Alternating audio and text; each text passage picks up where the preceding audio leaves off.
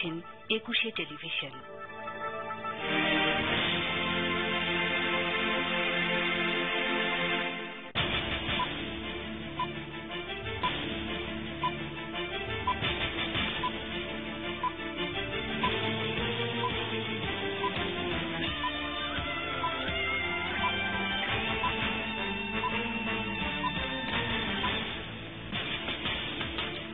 দলের অনির্দিষ্টকালের অবরোধ চলছে। দ্বিতীয় দিনে বিক্ষিপ্ত সংঘর্ষ, সন্ধ্যার রাজধানীতে ককটেল বিস্ফোরণ, গাড়িতে আগুন।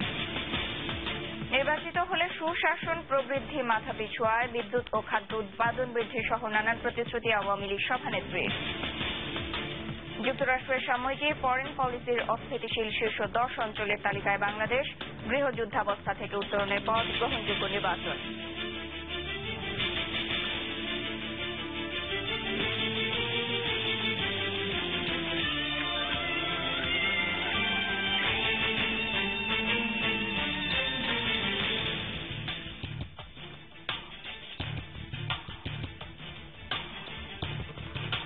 আসসালামু আলাইকুম, আমি নুসরাত উর্মি। সবাইকে আমন্ত্রণ জানাচ্ছি রাতের ২১শে সংবাদে। রাজধানীতে বিচ্ছিন্ন ঘটনার মধ্য দিয়ে চলছে 18 দলীয় জোটের ডাকা অনির্দিষ্টকালের অবরোধের দ্বিতীয় দিন। বৃহস্পতিবার সন্ধ্যায় গুলশানে বেগম জিয়ার বাসভবনের বাইরে বেশ কয়েকটি ককটেল বিস্ফোরণ ছাড়াও বিজয়নগর রাজুক ভবনের সামনে ও আব্দুল্লাহপুরে বাসে আগুন দেওয়া হয়। মিরপুরে সনি সিনেমা হলের সামনে আগুন দেওয়া হয় একটি বাসে। বাস টার্মিনালগুলো থেকে দূরপাল্লার যানবাহন অন্য জেলার উদ্দেশ্যে ছেড়ে যায়নি। রেলে শিডিউল বিপর্যয়ে ভোগান্তিতে পড়ে যাত্রীরা। নৌপথেও চলছে যাত্রী ভোগান্তি। সহকর্মীদের সহায়তায় মুজাহিদ আসলামের রিপোর্ট। ষষ্ঠ দফার অবরোধের দ্বিতীয় দিন সন্ধ্যায় রাজধানীর রাজুক ভবনের সামনে বিআরটিসির একটি গাড়িতে আগুন দেয় অবরোধকারীরা।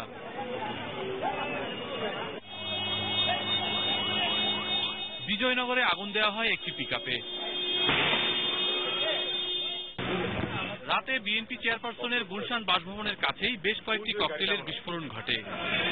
এছাড়া বিরোধী দলীয় নেতার বাড়ি ঘিরে থাকা একটি বালি বোঝাই ট্রাক সরিয়ে সেখানে পুলিশের একটি জলকামান আনা হয়েছে। এর আগে সকালে পুরান ঢাকার জজ কোর্টের সামনে দুটি ককটেল বিস্ফোরণের ঘটনায় আহত হয় এক ব্যবসায়ী। আমি দোকানে বসে কাজ করতেছি এর ভিতরে মানে শব্দ পাইলাম, বিকট শব্দ আমার পিছে। আমি ভাবছি যে আমার মাথা অধিক চলে গেছে, এই কই আমি লোড দিলাম। ধোলাইখালে মিছিল বের করে অবরোধ সমর্থকরা। সে সময় রাস্তা অবরোধের চেষ্টা করে তারা। মোহাম্মদপুর থেকে 43টি হাতবোমা উদ্ধার করেছে র্যাব। ঢাকা থেকে দূরপাল্লার যানবাহন ছেড়ে না যাওয়ায় ভোগান্তি চরমে পরিবহন শ্রমিক ও যাত্রীদের। অবরোধের মধ্যে ভাঙচুর হলে লস ক্ষতি হতে পারে, এরকম বড় আশঙ্কার কারণে আমরা গাড়িগুলো ছাড়তে পারতেছি। রেলপথে শিডিউল বিপর্যয়ে যাত্রীদের আক্ষেপ বরাবরের মতোই। টিকিট গতকালকে নিয়ে নিয়েছি, 8:20 টিকিট, গাড়ির কোনো খবর নেই। এখন তো সেটা এখনো পর্যন্ত এসে পৌঁছায় নাই। এখন আমরা তো এই ট্রেন স্টেশনে এখন বসেই আছি। সদরঘাট লঞ্চ টার্মিনালও প্রায় যাত্রী শূন্য। তবে যে যাত্রীরা আছেন তারাও পড়েছেন নৌযান সংকটে। আমার ফ্লাইট 6 তারিখে। আমি এই অবরোধের কারণে কিভাবে যাব, কিভাবে ঢাকা আসবো সে চিন্তা করে তো আমরা আজকে 6 তারিখ কত আগে আমরা এখানে চলে আসবো। এদিকে গুলশানের বাসভবনে সংবাদ সম্মেলনে 5ই জানুয়ারির নির্বাচন স্থগিত করে সংলাপে বসার আহ্বান জানিয়েছেন চেয়ারপারসনের উপদেষ্টা ডক্টর ওসমান ফারুক। এটা কোনো নির্বাচন নয়, সমগ্র জাতির সাথে আজকে তামাশা করা হচ্ছে। ইতিমধ্যেই জনগণ এই নির্বাচনকে ঘৃণা করে প্রত্যাখ্যান করেছে। এই কারণেই দেশের মানুষ গ্রামে গঞ্জে শহরে বন্দরে আন্দোলন সংগ্রামের মাধ্যমে এই সরকারের বিরুদ্ধে গণপ্রতিরোধ গড়ে তুলেছে। অন্যদিকে নয়াপল্টন কেন্দ্রীয় কার্যালয়ে রয়েছে নেতাকর্মী শূন্য। নগরীতে আগের মতোই সতর্ক অবস্থায় রয়েছে আইন শৃঙ্খলা বাহিনী। মুজাহিদ আহসান, ২১শে television, Dhaka. BNP chairperson Begum Khaleda জিয়ার বাসভবনের সামনে ককটেল বিস্ফোরণের ঘটনার তীব্র নিন্দা ও প্রতিবাদ জানিয়েছেন বিএনপির ভারপ্রাপ্ত মহাসচিব মির্জা ফখরুল ইসলাম আলমগীর। লিখিত এক বিবৃতিতে তিনি আইন শৃঙ্খলা বাহিনীর কড়া নজরদারির মধ্যেও আওয়ামী দুষ্কৃতিকারীরা বোমা হামলা করেছে বলে অভিযোগ করেন। তিনি আরো অভিযোগ করেন, বিরোধী দলীয় নেতা কর্মীদেরকে হত্যা, গুম ও অপহরণ করার মতোই বিরোধী দলীয় নেতার বাসা লক্ষ্য করে বোমা হামলা আওয়ামী সন্ত্রাসীদের তাণ্ডবেরই ধারাবাহিক অংশ। তিনি ঘটনার সঙ্গে জড়িতদের গ্রেফতার ও শাস্তির দাবি জানান। এদিকে পুলিশের বাধার কারণে বিরোধী দলীয় নেতাকে নববর্ষের শুভেচ্ছা জানাতে পারেনি জিয়া শিশু একাডেমির শিশু কিশোররা। বৃহস্পতিবার রাত 9টার দিকে সংগঠনটির শিশুরা তাদের এক প্রশিক্ষকের সঙ্গে বিএনপি চেয়ারপারসনের গুলশানের বাসভবনের সামনে গেলে তাদের আটকে দেয় পুলিশ। শিশু একাডেমির প্রশিক্ষক দাবি করেন, বিরোধী দলীয় নেতার আমন্ত্রণে তারা বেগম খালেদা জিয়ার সঙ্গে সাক্ষাৎ করতে এসেছিলেন, তবে পুলিশ নিরাপত্তার কারণ দেখিয়ে তাদের বাসভবনে প্রবেশ করতে দেয়নি। বিক্ষিপ্ত সংঘর্ষ, সড়ক অবরোধ ও মিছিল সমাবেশের মধ্য দিয়ে চলছে বিএনপি নেতৃত্বাধীন 18 দলীয় জোটের লাগাতার অবরোধের দ্বিতীয় দিন। বৃহস্পতিবার সন্ধ্যায় গাজীপুর, চট্টগ্রাম, ফরিদপুর এবং ময়মনসিংহে বাসে আগুন দেওয়া হয়। দিনাজপুরের বীরগঞ্জ উপজেলার কবিরাজ হাটে যৌথ বাহিনীর সঙ্গে সংঘর্ষে অন্তত 50 জন আহত হয়েছে। অন্যদিকে বেগম খালেদা জিয়াকে অবরুদ্ধ করে রাখার প্রতিবাদে বগুড়া, গাইবান্ধা এবং নোয়াখালীতে হরতাল পালন করা হয়। মাগুরায় চলছে 30 ঘন্টার হরতাল। এদিকে একই দাবিতে বরিশাল ও নোয়াখালীতে 4 জানুয়ারি সকাল সন্ধ্যা এবং সিলেট ও চট্টগ্রামে 4 ও 5 জানুয়ারি 48 ঘন্টার হরতাল ডেকেছে বিএনপি। প্রতিনিধিদের সহায়তায় ফয়সাল সরকারের রিপোর্ট। দিনাজপুরের বীরগঞ্জের কবিরাজ হাটে যৌথ বাহিনীর সঙ্গে অবরোধকারীদের সংঘর্ষে অন্তত 50 জন আহত হয়। এর মধ্যে গুরুতর আহত 2 জনকে দিনাজপুর মেডিকেল কলেজ হাসপাতালে ভর্তি করা হয়েছে। বৃহস্পতিবার রাতে চট্টগ্রামের বিআরটিসি মোড়ে একটি যাত্রীবাহী বাসে আগুন দেয় অবরোধ সমর্থকরা। ময়মনসিংহ মেডিকেল কলেজের সামনে ঢাকা থেকে ছেড়ে আসা নেত্রকোনাগামী যাত্রীবাহী বাসে আগুন দিলে লাফিয়ে নামতে গিয়ে 10 যাত্রী আহত হয়। রাজশাহীর সিটি বাইপাসের দাসপুকুর এলাকায় পিকেটিং করে অবরোধ সমর্থকরা। পুলিশ বাধা দিলে তাদের লক্ষ্য করে বোমা ও ইটপাটকেল নিক্ষেপ করা হয়। পুলিশ পাল্টা রাবার বুলেট ছুড়ে। এছাড়া মহিষবাতান উত্তরপাড়ায় একটি বাগান থেকে 4টি হাত বোমা উদ্ধার করে মহানগর গোয়েন্দা পুলিশ। চারঘাটে নির্বাচনী জনসভায় যাওয়ার পথে আওয়ামী লীগের প্রেসিডিয়াম সদস্য মোহাম্মদ নাসিমের গাড়িবহরে 2 দফা বোমা হামলা চালিয়েছে অবরোধকারীরা, তবে এতে কেউ হতাহত হয়নি। টাঙ্গাইলের আশিকপুরে বাইপাসে বঙ্গবন্ধু সেতু ঢাকা মহাসড়ক অবরোধ করে কর্মসূচির সমর্থকরা। এতে ঢাকার সঙ্গে উত্তরবঙ্গের যান চলাচল বন্ধ হয়ে যায়। কুষ্টিয়া শহরের মজমপুর গেট থেকে মিছিল বের করে অবরোধকারীরা। পরে মিছিলটি কুষ্টিয়া জেলা স্কুলের সামনে আসতে পুলিশ তাকে বাধা দেয়।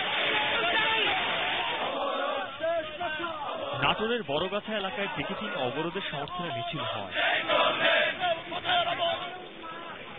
নোয়াখালীর বেগমগঞ্জ, সেনবাগ সহ বিভিন্ন স্থানে হরতালের সমর্থনে ঝটিকা মিছিল বের করে 18 দলের নেতাকর্মীরা। এদিকে মাগুরায় 18 দলের ডাকা 30 ঘন্টা হরতালের সমর্থনে মিছিল বের করে ছাত্রদল। মিছিল থেকে 2টি ককটেল বিস্ফোরণের ঘটনা ঘটে। ডেস্ক রিপোর্ট, একুশে টেলিভিশন।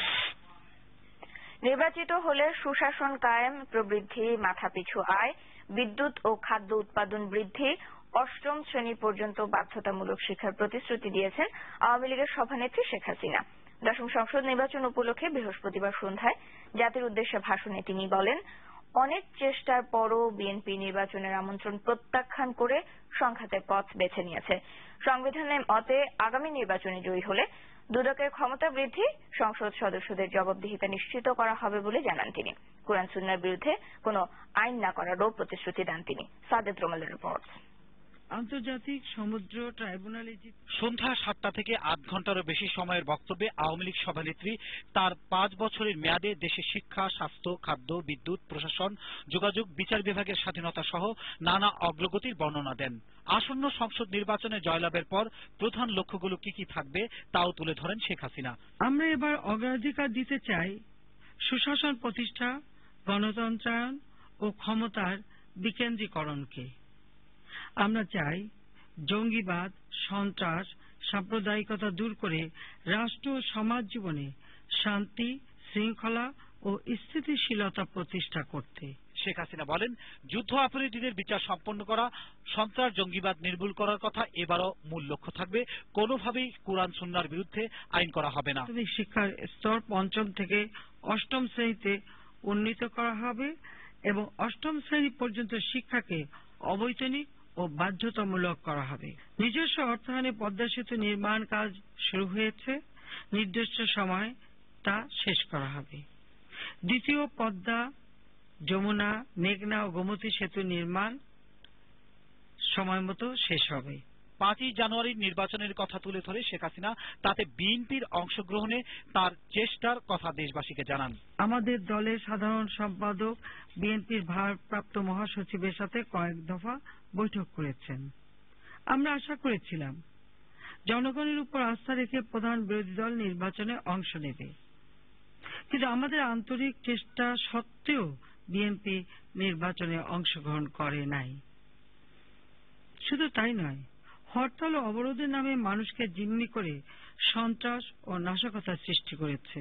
গেল 5 বছরে দেশবাসীর সমর্থন সহযোগিতার জন্য ধন্যবাদ জানিয়ে শেখ হাসিনা বলেন, অতীতের অন্ধকার ঘুচিয়ে এখন সম্ভাবনার আলোক পথে বাংলাদেশ। বাংলাদেশ চিরজীবী হোক। Sajid Rommel, 21 television, Dhaka. রংপুরের পীরগঞ্জে প্রধানমন্ত্রী শেখ হাসিনার পক্ষে ভোট চাইলেন তার ছেলে সজীব ওয়াজেদ জয়। বৃহস্পতিবার শেখ হাসিনা নির্বাচনী এলাকা রংপুর 6 আসনে পীরগঞ্জ উপজেলার 3টি স্থানে পথসভা করে প্রধানমন্ত্রীর পক্ষে ভোট চান জয়। এ সময় তিনি প্রতিশ্রুতি দেন, শেখ হাসিনা নির্বাচিত হলে পীরগঞ্জের প্রতিটি বাড়িতে বিদ্যুৎ দেওয়া হবে। এ সময় তিনি বিএনপির সমালোচনা করে বলেন, 5 জানুয়ারি নির্বাচন হবে, কেউ তা রোধ করতে পারবে না। তিনি আরো বলেন, আওয়ামী লীগ সরকার যুদ্ধাপরাধীদের বিচার ও রায় কার্যকর করবে। আপনারা জানেন আমাদের আওয়ামী লীগ সরকার নির্বাচনকালীন সময়ে দেশের আইন শৃঙ্খলা পরিস্থিতি উন্নতির জন্য আরো ব্যবস্থা নেয়ার জন্য রাষ্ট্রপতিকে অনুরোধ জানিয়েছে নির্বাচন কমিশন। বৃহস্পতিবার বিকেলে বঙ্গভবনে রাষ্ট্রপতি আব্দুল হামিদের সঙ্গে দেখা করতে যান প্রধান নির্বাচন কমিশনার কাজী রকিবউদ্দিন আহমেদের নেতৃত্বে নির্বাচন কমিশনের 6 সদস্যের প্রতিনিধি দল। বৈঠক শেষে বেরিয়ে সিইসি সাংবাদিকদের বলেন, নির্বাচন কমিশন আশা করে আগামী 5 জানুয়ারি নির্বাচন শান্তিপূর্ণ পরিবেশে অনুষ্ঠিত হবে। নির্বাচনের পরে আরো বেশ কিছুদিন সেনাবাহিনী মাঠে থাকতে পারে বলেও সিইসি উল্লেখ করেন। এছাড়া ভোটের দিন ভোটার, পর্যবেক্ষক, সাংবাদিক এবং সংশ্লিষ্টদের পর্যাপ্ত নিরাপত্তা নিশ্চিত করা হবে বলেও আশ্বাস দেন সিইসি। নির্বিঘ্ন পরিবেশ তৈরি করার জন্য আমরা ল এনফোর্সমেন্ট এজেন্সি সকলকে আমরা অনুরোধ করেছি। সশস্ত্র বাহিনীও আছে, তারা অলরেডি টহল দিচ্ছেন এবং সিচুয়েশন আগের চাইতে ইমপ্রুভ হয়েছে। আমরা একটা পরিচ্ছন্ন পরিবেশে নির্বাচন করতে পারি। সবাই যেহেতু সম্মত হলে একটা সমঝোতা হলে পারে, তখন অনেক কিছু করা যেত সে বলেছি। সেটা যখন হয়নি তখন আমাদেরকে এই প্রক্রিয়া সম্পন্ন করতে হচ্ছে। যে সেনাবাহিনীকে আমরা নির্বাচনের সহায়তা করার জন্য ডেকেছি, নির্বাচনের পরেও কিন্তু তারা বেশ কিছুদিন থাকবেন এবং প্রয়োজন বোধে আমরা এই সময়টা বৃদ্ধিও করতে পারি।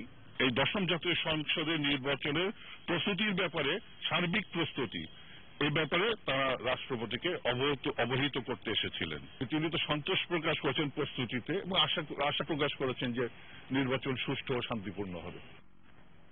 গোপালগঞ্জ সম্পর্কে খালেদা জিয়ার মন্তব্যের তীব্র সমালোচনা করে প্রধানমন্ত্রী শেখ হাসিনা বলেছেন, কোন ভদ্র মানুষ এমন বিশ্রী কথা বলতে পারেন না। বৃহস্পতিবার বঙ্গবন্ধু আন্তর্জাতিক সম্মেলন কেন্দ্রে ঢাকার গোপালগঞ্জ জেলা সমিতির ওই অনুষ্ঠানে প্রধানমন্ত্রী বলেন, প্রশাসন সহ সবখানে যাকে যে জায়গায় যোগ্য সরকার তাকে সেখানেই নিয়োগ দেয়, গোপালগঞ্জ বেছে বেড়ায় না। মেয়াদে 5 বছরের সব খাতের উন্নয়নের বর্ণনা দিয়ে শেখ হাসিনা বলেন, সরকার গোপালগঞ্জ সহ সারা দেশের সুষম উন্নয়নে বিশ্বাসী। বঙ্গবন্ধুর জন্মস্থান গোপালগঞ্জ নিয়ে যিনি মন্তব্য করেছেন, তার স্বামী বঙ্গবন্ধুর খুনিদের পুনর্বাসিত করেছেন, যুদ্ধাপরাধীদের আশ্রয় প্রশ্রয় দিয়েছেন বলে অভিযোগ করেন প্রধানমন্ত্রী। নাম শুনলে ওনার গায়ে জ্বালা ধরে, কেন জানি না, এবং যে বিশ্রী ভাষায় কথা বলেছেন, কোন ভদ্র মানুষের মুখে এই ধরনের কথা আসতে পারে এটা বোধহয় কেউ ওইভাবে না শুনলে বিশ্বাসই করতে পারত না। আমি প্রধানমন্ত্রী হিসেবে যখন রাষ্ট্র পরিচালনা করেছি, আমার ডিজিএফআই, এনএসআই এবং পিএসও 3 জনই কিন্তু নোয়াখালীর।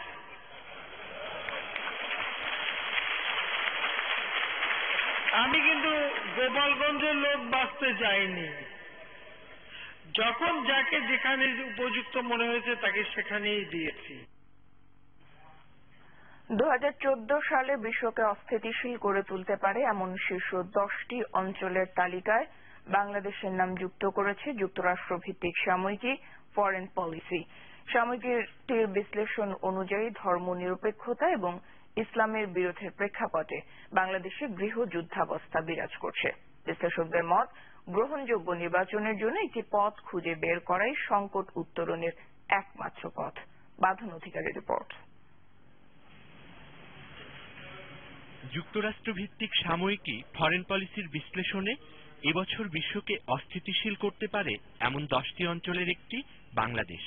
তারা বলছে, চলমান রাজনৈতিক অচলাবস্থাকে কেন্দ্র করে গৃহযুদ্ধের দ্বারপ্রান্তে পৌঁছে গেছে এই দেশ। আন্তর্জাতিক গণমাধ্যমে বাংলাদেশের এই অবস্থানকে স্বাভাবিক বলেই মনে করছেন বিশ্লেষকরা।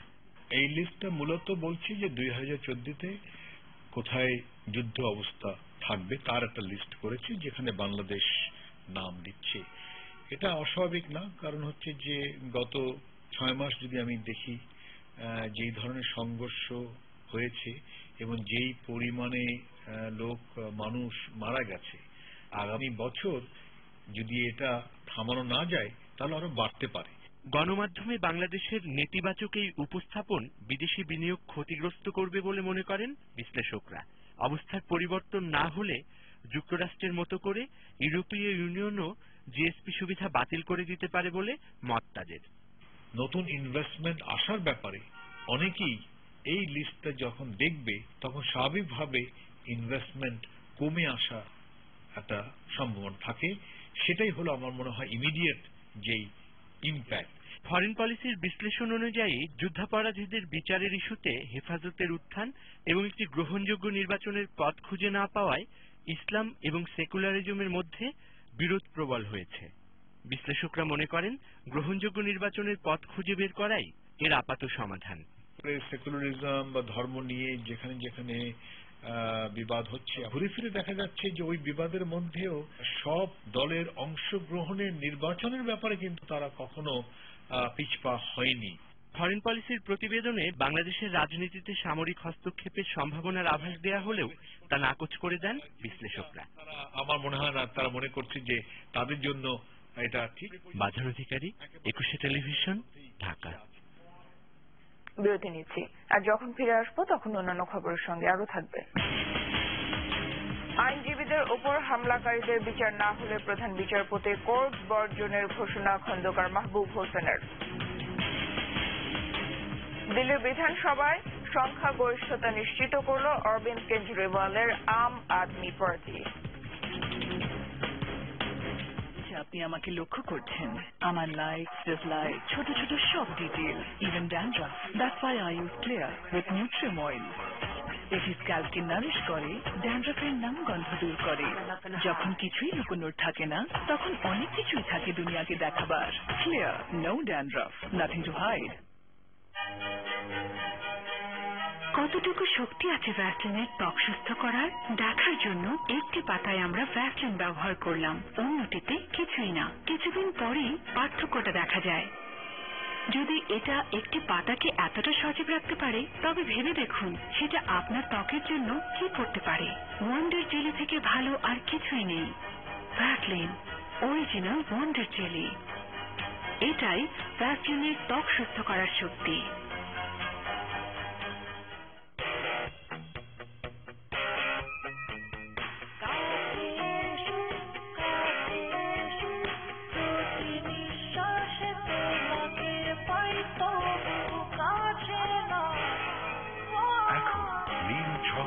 সাদা দাঁত আর 12 ঘন্টা পর্যন্ত সতেজ নিঃশ্বাসের কনফিডেন্স। জিঙ্ক মাইক্রোশাইন ক্রিস্টালের সাথে নতুন ক্লোজআপ ডিপ অ্যাকশন, কারণ কাছে যাওয়ার সুযোগ আসতে পারে যে কোনো সময়। নতুন ক্লোজআপ ডিপ অ্যাকশন। ইস, ম্যাচিং নিয়ে কত টেনশন জানিস। ভার্সিটিতে সবাই আমাকে কি নামে ডাকে?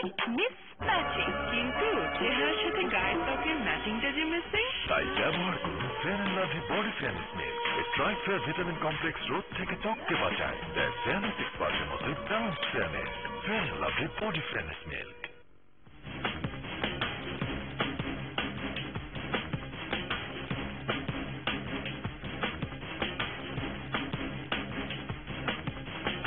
আবারও রাতের 21 সংবাদে।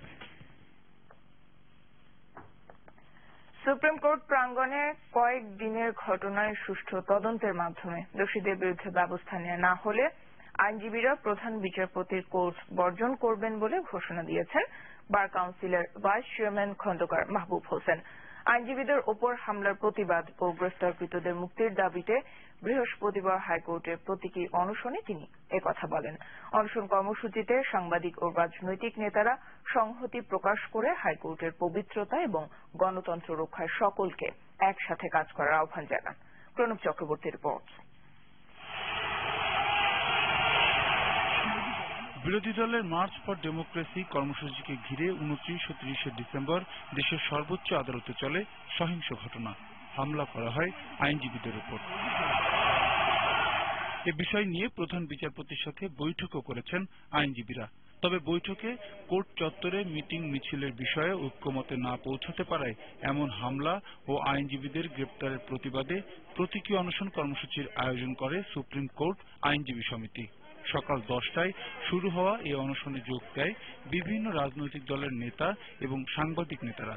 কেউ হামলার নিন্দা করলেও কেউ কেউ কঠোর কর্মসূচির প্রত্যাশা করেন। ঘটনা ঘটিয়ে দিলেন সরকার, তাদের মাধ্যমে কিছু সংখ্যক মহিলা গুন্ডার মারফত।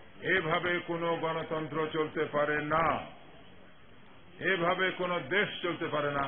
বাড়িতে নাস্তা খেয়ে 10টায় এসে বসে 12টার সময় আবার যে খাবার খাওয়ায়, একে অনশন। গ্রামের মানুষ এটাকে একেবারে একটা তামাশা ছাড়া আর কিচ্ছু মনে করবে না। এটাকে আপনারা অবস্থান দিতে পারতেন। বার কাউন্সিলের ভাইস চেয়ারম্যান খন্দকার মাহবুব হোসেন বলেন, এমন হামলায় দেশের আইনই শুধু নয়, গণতন্ত্রও বিপন্ন হচ্ছে। সর্বোচ্চ পুলিশ কর্মকর্তার বিরুদ্ধে সুমোটো রুল ইস্যু করতে হবে।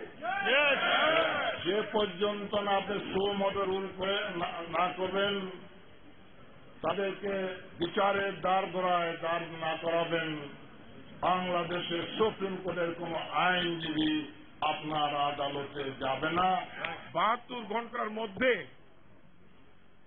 একটি তদন্ত কমিটি গঠন করে দোষী ব্যক্তিদের চিহ্নিত করে বিচারের আওতায় আনার কার্যক্রম শুরু করতে হবে।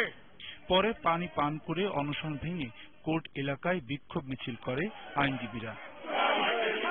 এদিকে সংবাদ সম্মেলনে অ্যাটর্নি জেনারেল বলেছেন, প্রধান বিচারপতির সাথে বৈঠক করেও কোর্ট চত্বরে এমন কর্মসূচি দুঃখজনক। এই যে আইনগত কতগুলো বিধিনিষেধ আছে, এটা তো মানতে প্রতিটি আইনজীবী বাধ্য। আদালতের কাজে তারা কোন রকম বাধা সৃষ্টিও করতে পারেন না। সাধারণ যে বিচার প্রার্থীরা তারা ভয়ানক রকম ভাবে এফেক্টেড হয়ে যাচ্ছেন। অন্যদিকে হাইকোর্টের বিচারিক কাজ সুষ্ঠুভাবে চালিয়ে নেওয়ার দাবিতে মানববন্ধন করেছে আওয়ামীপন্থী আইনজীবীরা। প্রণব চক্রবর্তী, 21 টেলিভিশন, ঢাকা। বিরোধী দলীয় নেতা বিএনপি চেয়ারপারসন বেগম খালেদা জিয়াকে কার্যত তার বাড়িতে অবরুদ্ধ করে রাখা হয়েছে দাবি করে এ বিষয়ে স্পিকারের হস্তক্ষেপ চাইলেন বিএনপির সাংসদেরা। বিরোধী দলীয় চিফ হুইপ জালাল উদ্দিন ফারুকের নেতৃত্বে 8 সদস্যের এক প্রতিনিধি দল বৃহস্পতিবার সংসদ ভবনে স্পিকার শিরিন শারমিন চৌধুরীর সঙ্গে তার কার্যালয়ে দেখা করেন। এ সময় স্পিকারের কাছে একটি স্মারকলিপি দেন তারা। ওই সংক্ষিপ্ত সাক্ষাতের পর সংসদের মিডিয়া সেন্টারে স্মারকলিপিটি সাংবাদিকদের পড়ে শোনান ফারুক। এ সময় তিনি বলেন, সংসদ এখনো বহাল আছে এবং বেগম খালেদা জিয়া এখনো বিরোধী দলীয় নেতা। তারপরও কেন তিনি অবরুদ্ধ এবং কেন তার প্রোটোকল প্রত্যাহার করা হয়েছে তা জানতে বিরোধী দলীয় চিফ হুইপ চেয়েছেন। এ বিষয়ে স্পিকার স্বরাষ্ট্র মন্ত্রণালয়ের সঙ্গে কথা বলার আশ্বাস দিয়েছেন বলেও জানান তিনি।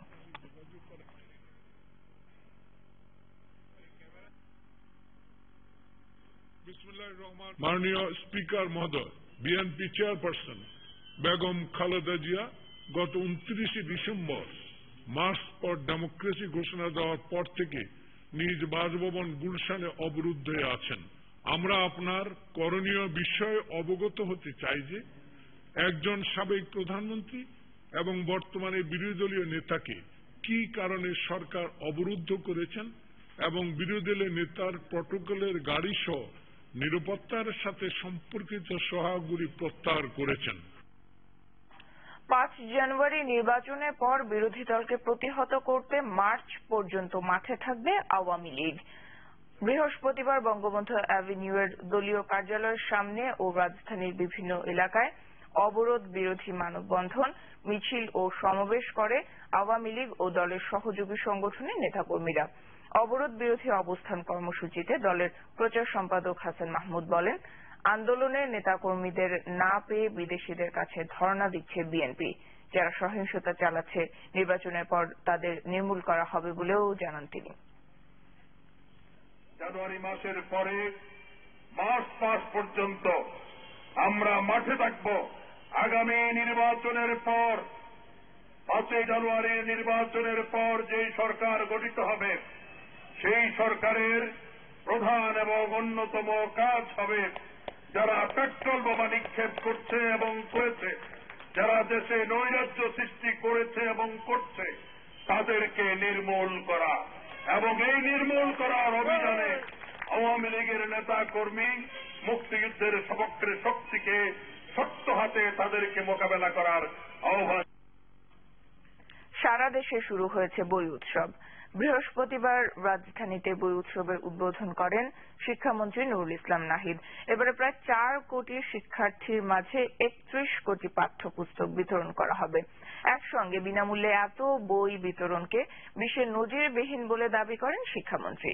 এদিকে চলমান রাজনৈতিক অস্থিরতার পরও বছরের শুরুতে বই হাতে পাওয়াতে খুশি শিক্ষার্থী এবং অভিভাবকেরা।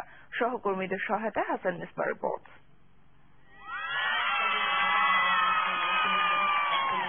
নতুন বছরের দ্বিতীয় দিনেই হাতে নতুন বই, তাই তো এমন বাঁধ ভাঙা আনন্দ। হরতাল অবরোধে যখন চারদিকে স্থবিরতা, তখন ঠিক সময়ে প্রাথমিক ইবতদায়ী